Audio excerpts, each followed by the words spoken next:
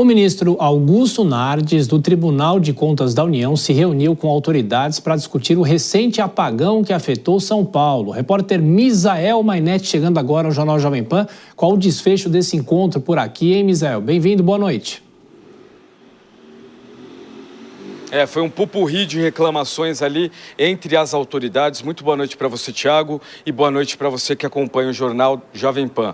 As autoridades aí do Tribunal de Contas da União, do município, do governo federal, também da prefeitura e de outras prefeituras da região, não só de São Paulo, se reuniram hoje no Tribunal de Contas aqui do município para falar sobre os problemas em relação à Enel. O mais grave deles aconteceu em outubro, quando 3 milhões de clientes ficaram sem energia elétrica. E aí as reclamações foram várias e as constatações também. A gente começa com a fala do Eduardo Tuma, que é presidente do Tribunal de Contas do município. Ele que apresentou um relatório, um compilado de dados mostrando, de acordo com ele, a ineficácia da Enel em relação à prestação de serviço. Acompanhe.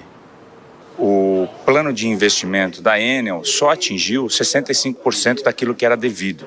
A renovação da rede elétrica só atingiu 30% daquilo que era devido. Nos últimos 5 anos, segundo o nosso relatório, houve uma diminuição de contratados pela concessionária na ordem de 51% e houve um aumento de clientes para esta concessionária na ordem de 19%. Ou seja, mais clientes, menos estrutura, ou seja, mais lucro, mas menos prestação de serviço de qualidade ao cidadão. Augusto Nardes, ministro do Tribunal de Contas da União, que havia vindo a São Paulo em outubro e se reunido no Palácio dos Bandeirantes com o governador e prefeitos aí da região metropolitana. Ele esteve presente novamente e falou bastante sobre governança e como a Enel fere esse princípio. Isso tudo foi endossado pela representante do governo estadual, Natália Rezende, ela que é secretária de Meio Ambiente, Infraestrutura e Logística. Como o governador do estado de São Paulo, Tarcísio de Freitas, do Republicanos, não compareceu, Natália representou o governador e ela também endossou as falas do ministro do TCU. Ela pediu praticamente por uma intervenção, falou que seria a única maneira, no caso, de fiscalizar esse serviço da Enel para São Paulo e também para as cidades atendidas. Acompanhe. Na hora que falta luz, na hora que o comerciante está perdendo suas mercadorias, não interessa de quem é a competência.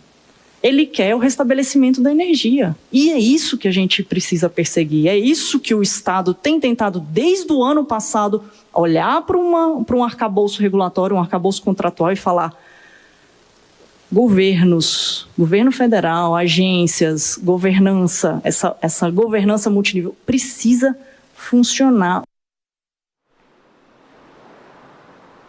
O prefeito reeleito de São Paulo, Ricardo Nunes, questionou a relação de amizade entre o ministro de Minas e Energia, Alexandre Silveira, com o presidente do Conselho de Administração da Enel, Eduardo Martins, que foi contratado depois de uma reunião da concessionária com o presidente Lula, também em outubro deste ano. Ricardo Nunes ainda foi enfático e pediu a saída da concessionária da cidade de São Paulo. Ainda participaram outros prefeitos, como o de São Bernardo do Campo, que também contou às autoridades as dificuldades que a cidade passa em relação à concessionária de energia. E vale lembrar que a Enel tem a concessão até 2028. Então, o presidente do TCM, Eduardo Tuma, ele deixou muito claro que essa reunião também era para estimular a fiscalização da Enel nos próximos anos. Então, a gente está falando de 2025, 26, 27 e, de fato, 28, para que o serviço seja fiscalizado e, se possível, melhorado. Então, foi realmente essa reunião de dados em relação à Enel. Thiago? É isso, Misael Mainetti, essa reunião aqui em São Paulo, mais uma discussão sobre o futuro da Enel, principalmente aqui na capital paulista. Bom trabalho para você. Vou chamar o Cristiano Vilela. Vilela, a gente teve, obviamente, períodos mais complicados nesse ano, fim do ano passado também, é bom lembrar, mas, ao que tudo indica, teremos mais chuva nessa semana e, como sempre, os velhos problemas dos moradores de São Paulo. E o período de verão está chegando, janeiro, fevereiro, e não se tem uma solução, fica essa discussão, esse debate, as autoridades pressionam e nada muda, né?